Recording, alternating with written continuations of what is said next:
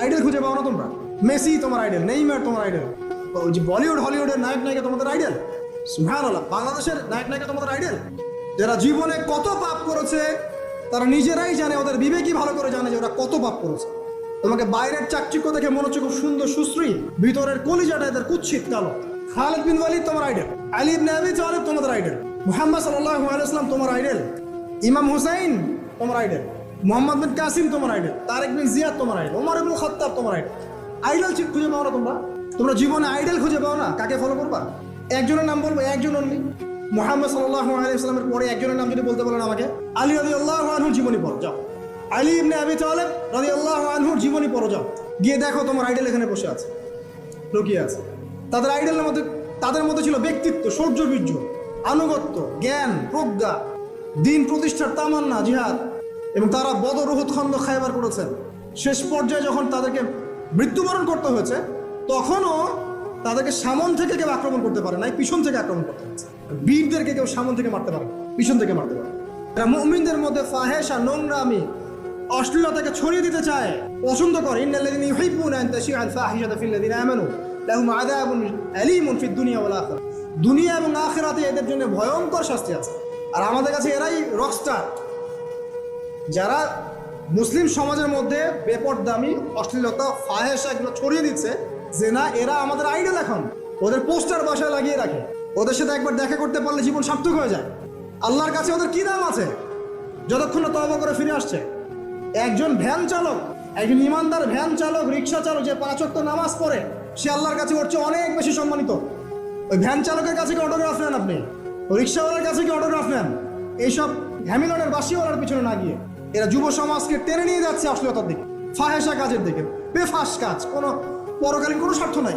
বিনোদনের নামে, সংস্কৃতির নামে এরা মানুষকে দিকে টেনে নিয়ে যাচ্ছে। এখনকার যুব সমাজকে দিকে তাকায় দেখেন, আমাদের বাপ-দাদাদেরকে তাকায় দেখেন, যারা এখানে বয়স্ক মুরব্বী আছে দেখেন, একজন মুরব্বীর সাথে এখনকার যুবকের কুস্তি লাগান, পাঞ্জা লাগান, বা ওই যে একটা রিং এর মধ্যে ঢুকায় বক্সিং ম্যাচ দেন, একটা দেখেন কে পারে।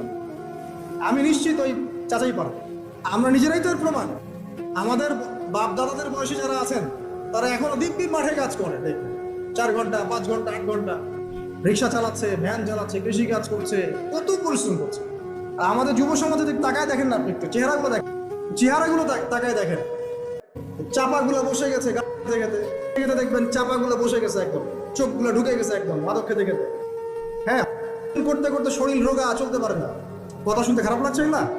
বাস্তব, এগুলোই বাস্তব এখন। হ্যাঁ, ঘুম নাই, সারা রাত জাগ না, ওই যে ফজরের পর ঘুমায়, আর রাতে ওই যে বিকাল 4টায় ওঠে, দেখবেন শরীরটার দিকে তাকায় দেখে, চলতে পারে, এনার্জি নাই।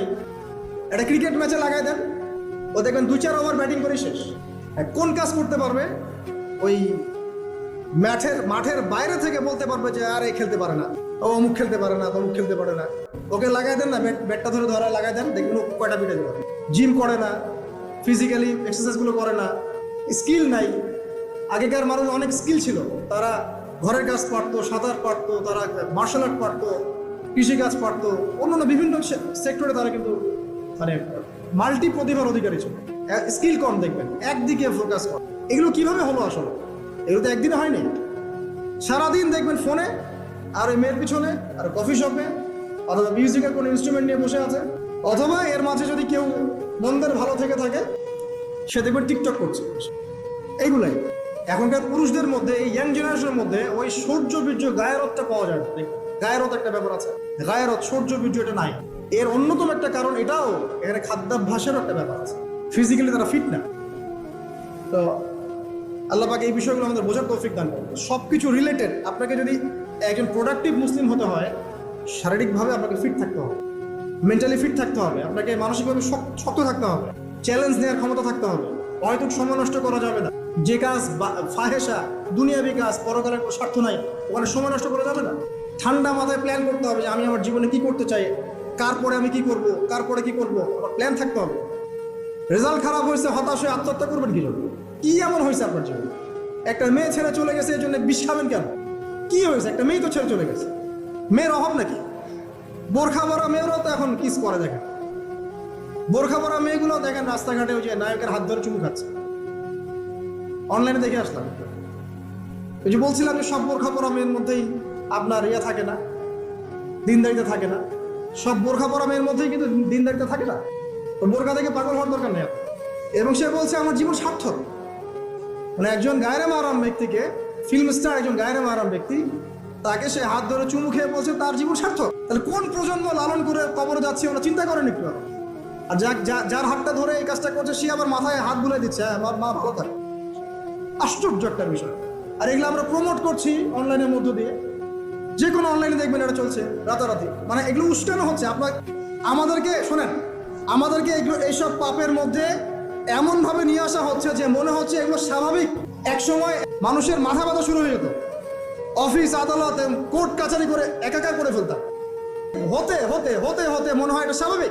আগে একটা মানুষ পান করলে তার মধ্যে একটা ফিলিংস থাকতো আমি খারাপ কাজ করছি। এখন এই মদকে প্রমোট করতে করতে মদটাকে এত ইজি করে ফেলা হচ্ছে, মনে হচ্ছে এটা স্বাভাবিক বিষয়। মানুষ করাটা আগে একটা মানুষকে করলে মানুষ মনে হতো যেটা এটা বিশাল পাপ, একটা সমাজের মানুষ ওর দিকে খারাপ চোখে তাকা থাকতো। আর হতে হতে হতে মানুষ মিডিয়াটাকে প্রমোট করছে, করতে করতে নর্মাল এই পাপগুলোকে নর্মাল করে ফেলার ট্রেন্ডটা মিডিয়ার মধ্যে দিয়ে করা হয়েছে। স্বাভাবিকভাবে নেওয়া হচ্ছে সবকিছু। গার্লফ্রেন্ড বয়ফ্রেন্ড অ্যাফেয়ার্সকে আগে মানুষ লুকায় লুকায় করতো, চিঠি দিলেও লুকায় লুকায়, যেটা কেউ জানতে না পারে। এখন ওপেন রাস্তায় সব, মানে এটা নর্মাল করে ফেলা হচ্ছে। আরো যে কি হবে সামনে আল্লাহ ভালো জানে। সুবহানাল্লাহ। যারা বড় বড় শহরগুলো, তাদের তো মানে দিন শুরু হয় আল্লাহ নাফরমানি দিয়ে, আর রাত আসে মানুষের গজব দিয়ে, মানুষের অভিশাপ দিয়ে। মেয়েরা আগে যদি বেপর্দায় চলতো লজ্জা করতো, একটা লজ্জাবোধ ছিল, যে একটা লজ্জা লাগতো যে না আমি খারাপ ভাবে চলছি, মানুষ আমাকে দেখছে কেমন লাগছে।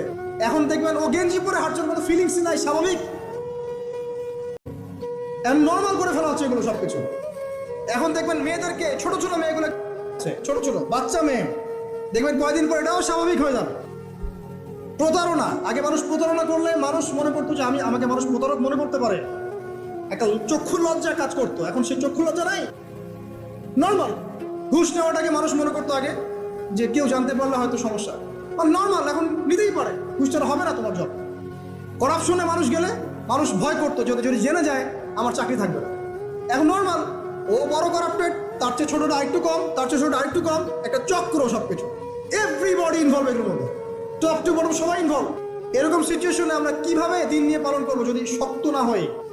সব চলে যাচ্ছে আজ থেকে, সব চলে যাচ্ছে। একটা সময় ছিল একজন মুসলিম ব্যক্তিকে অন্যায়ভাবে মেরে ফেলবে, একজন মুসলিম নারীকে অন্যায়ভাবে মানুষ চিন্তাই করতে পারবে।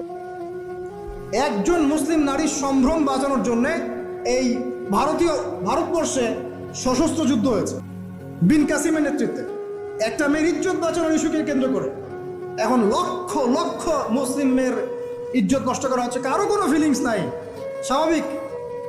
একটা রাষ্ট্রদূতকে হত্যা করেছিল তাবুক যুদ্ধের সময়, নবী সাল্লাল্লাহু আলাইহি ওয়াসাল্লাম 30,000 সৈন্য নিয়ে ধাওয়া করেছিলেন।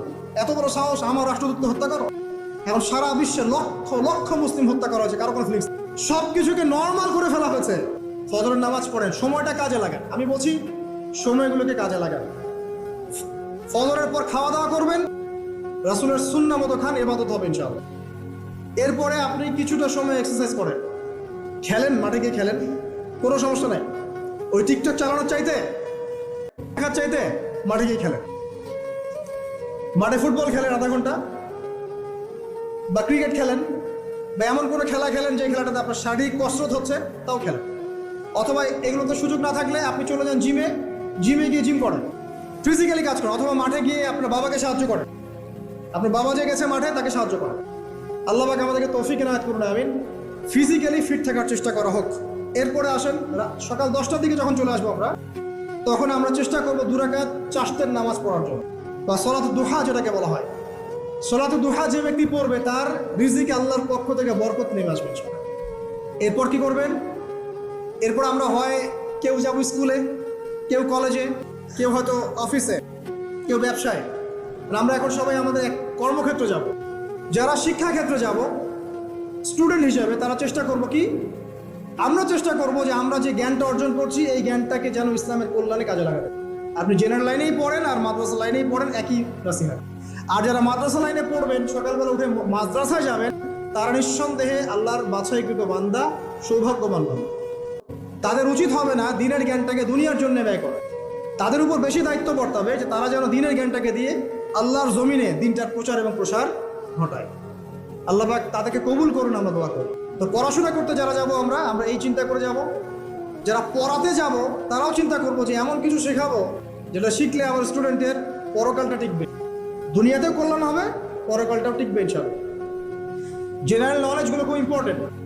ইসলামিক নলেজগুলোর সাথে সাথে আমাদেরকে অবশ্যই ইংরেজি বলেন, সায়েন্স বলেন, এই যে আপনার ম্যাথামেটিক্স বলেন, পলিটিক্যাল সায়েন্স বলেন, জিও পলিটিক্স বলেন, ইকোনমিক্স বলেন, মেডিকেল সায়েন্স বলেন বা ইঞ্জিনিয়ারিং বলেন, এগুলো পড়তে হবে, জানতে হবে।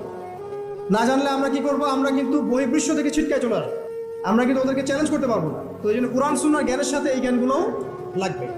অতএব যে যেখানে পড়াশোনা করছেন অনেস্টির সাথে পড়াশোনা করেন, আপনার জ্ঞানটাকে ইসলামের কল্যাণে কাজে লাগানোর চেষ্টা করুন।